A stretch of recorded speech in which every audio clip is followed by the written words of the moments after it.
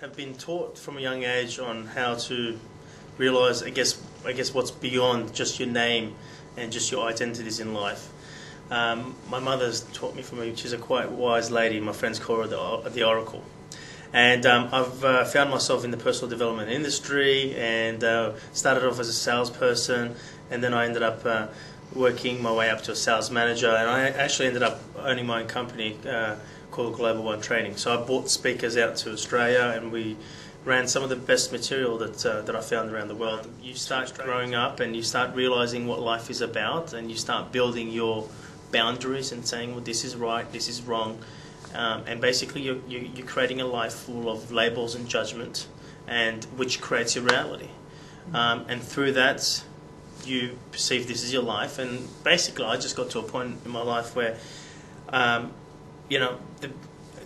didn't have financial things, so I went out and seeked it. And one of my biggest goals was to live in a fine house and ocean views, harbour views, and have a nice convertible car, have a boat, take my friends out. And I achieved that point. I achieved that point where I had financial comfort and financial freedom.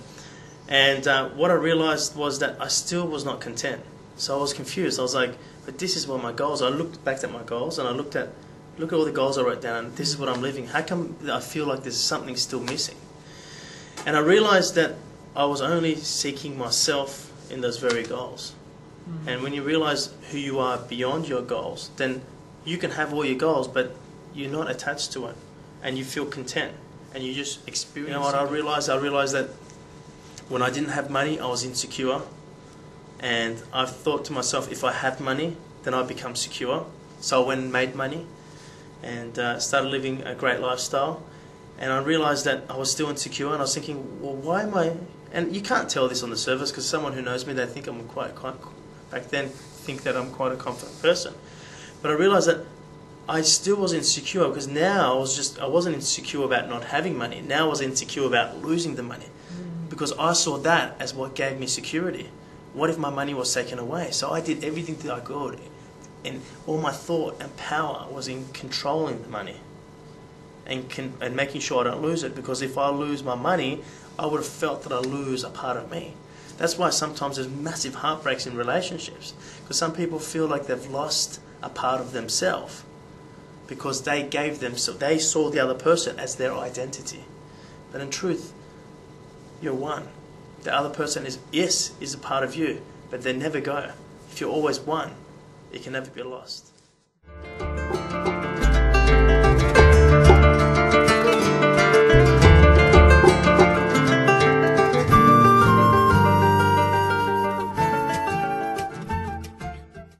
What I talk about is not to answer people's questions, but get them to a point of realising who they are beyond their name, beyond their identities, and get to a point of realising that they don't have no more questions. Most people are always controlled by their thoughts and their emotions. And when you realise that there's nothing to change, and you become aware of who you are beyond your name, beyond your identities, then you realise that you become aware. And when you become aware, you have a feeling of what life is about. An emotion is always a reaction to your identities.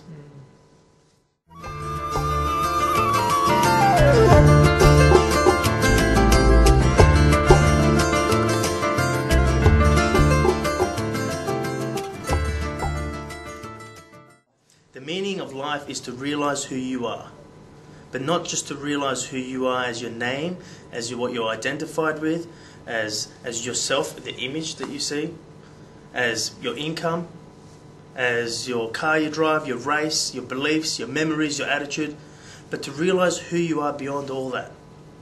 You're here because you are a reflection of the one.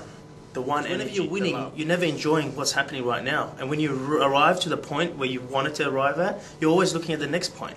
You never actually arrive. The game of life can't be won. It can only be played. So the difference is, when you realise your moment, you actually start playing for the first time. You awaken to who you are beyond your identities. And you're not restricted by just your thoughts.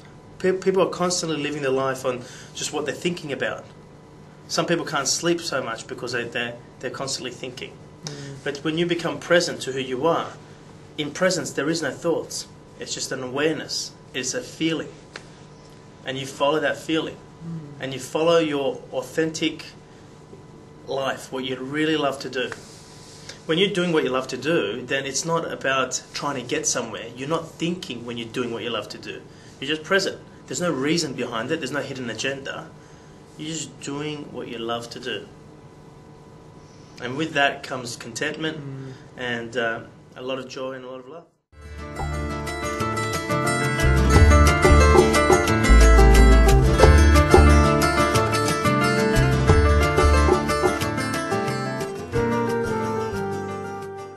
Most people are trying to achieve a goal and they're using like the law of attraction. They're trying to change their life. If you're trying to change your life, it means you haven't realized who you are beyond your life. If you're looking to change something or bring something to your life that's separate from you, that creates an attachment. So the attachment, it creates a need, and whatever you need or you're attached to will control you. You're not controlling it. That very thing outside of you that you need will control you. If you realize that you're one, if you realize who you are beyond your name and beyond your identities in your life, beyond your beliefs, beyond your values, you realize that everything's one. So all you're doing is manifesting yourself, which is formless, into form, which is still yourself. All you're doing is changing the shape. We're all the same. We're all different waves from the same ocean. And all we're doing is changing the shape of the waves to manifest the life that we want. And we're doing that so we can express who we are as a whole, as one, which is love.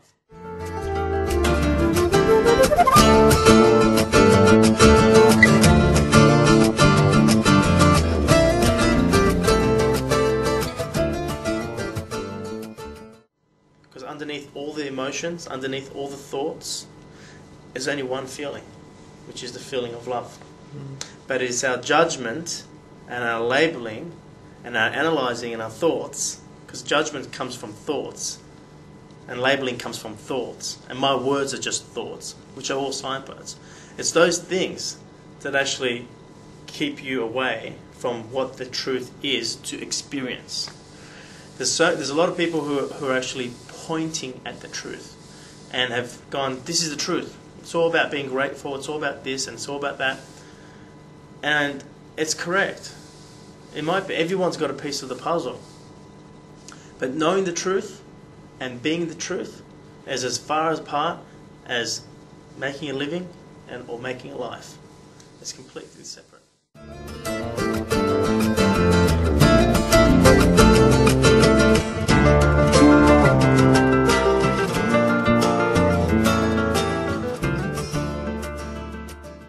Why people go to seminars constantly over and over again is because they need to, they learn how to, they want to find out how to change something.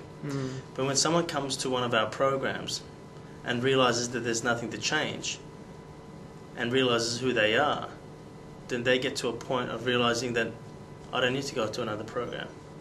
They realize that everything they've ever wanted, everything that ever was, or everything that ever will be is here right now, and they're the only ones want to achieve. The only person that can find that is the individual. The individual is the only person who can open their door. And the only way they can open the door is not by seeing what someone else is saying as their truth as the truth. Because and I talk about this in my seminar, before I start talking, I actually say, what I'm saying is only my truth. But my truth can lead you to your truth, as long as you don't see it as the truth.